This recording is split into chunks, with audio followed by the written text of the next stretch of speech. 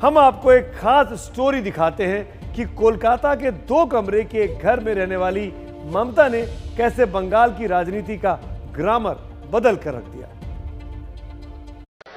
আমি মমতা ব্যানার্জি ঈশ্বরের নামে শপথ করিতেছি যে আমার নিকট বিবেচনার জন্য हवाई चप्पल और नीली बॉर्डर वाली सूती सफेद साड़ी।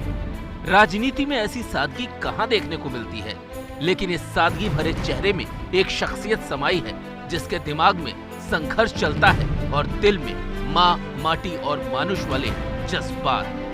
जय बांग्ला, जय बांग्ला, जय बांग्ला। मामाटी मानुष जिंदाबाद, मामाटी मानुष धन्यवाद।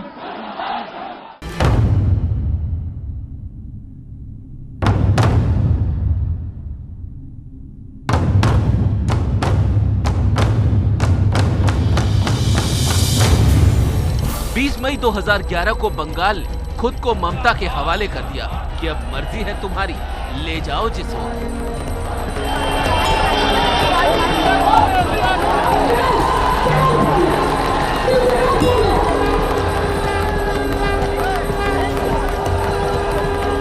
लेकिन बंगाल के लोगों को अपने जज्बे और संघर्षों का दीवाना बना देने वाली ममता के लिए रास्ता आसान नहीं था।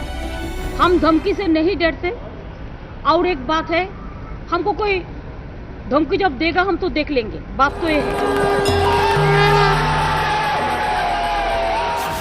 34 साल पुराना लेफ्ट का लाल किला टूटा था। उस लाल किले के कंगूरे पर तृणमूल कांग्रेस की फूल पत्ती को उगते सबने देखा, लेकिन ये बहुत कम लोगों ने देखा होगा कि उसके लिए संघर्षों से टकराने में कैसे ममता कई बार लहूलुहान हुई। हौसले से बड़ा कोई हथियार नहीं होता, जिद से बड़ी कोई ताकत नहीं होती। 18 साल पहले ममता ने एक जिद ही तो की थी कि इस रॉयटर्स बिल्डिंग पर उनके कदम तभी पड़ेंगे जब वो मुख्यमंत्री बनेंगी। 1993 के जुलाई महीने में कोलकाता में बेहद उमस भरी गर्मी थी, लेकिन उससे ज्यादा सियासी गर्मी थी। ममता तब युवा कांग्रेस की अध्यक्ष थी और राइटर्स बिल्डिंग में ही एक आंदोलन के दौरान पुलिस की गोली से 13 नौजवान मारे गए।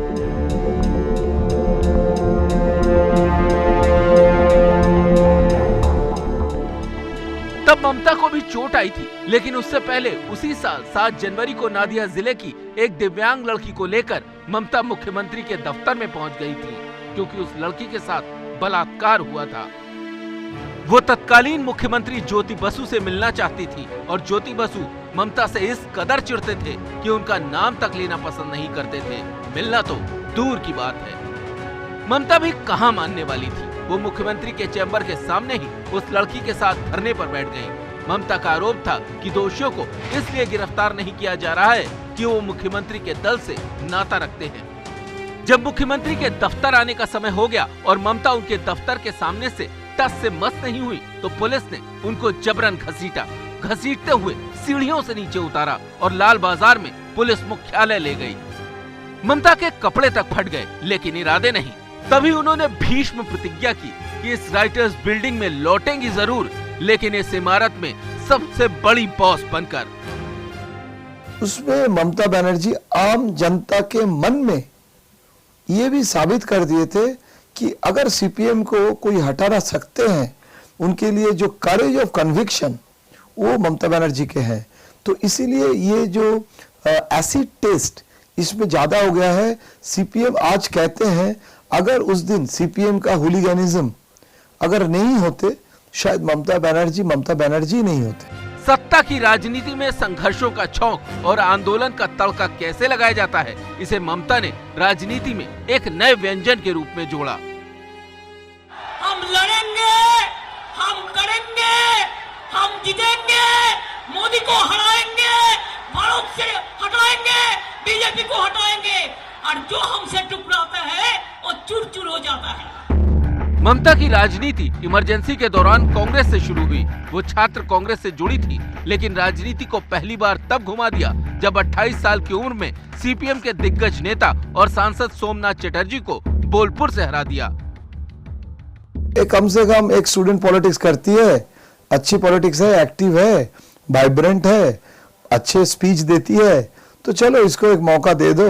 वो जीतने के लिए नहीं, सिर्फ ममता बनर्जी का पॉलिटिक्स को इंसेंटिव देने के लिए सुब्रत मुखर्जी और बाकी जो लीडर्स थे वो ममता का नाम रिकमेंड किए थे।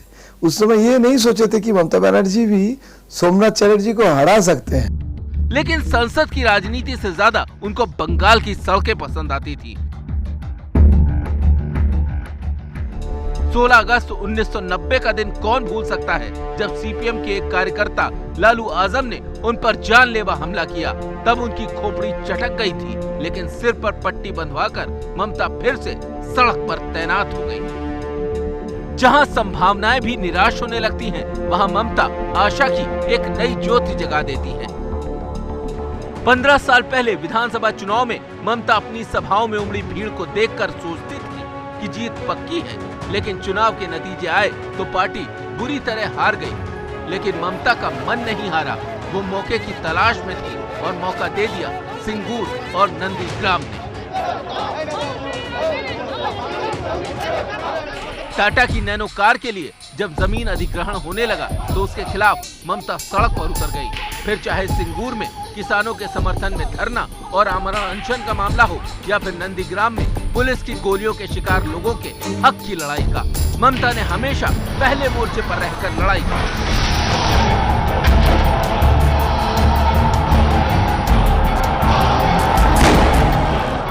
ममता के पिता प्रमिलेश्वर बनर्जी ने आजादी की लड़ाई लड़ी थी। लड़ने का वो दमखम ममता को अपने पिता से मिला और वहीं से वो सादगी भी आई, जिसके कारण ममता को 2 कमरे वाले एक खपरैल के घर में रहने से कभी गुरेज नहीं हुआ।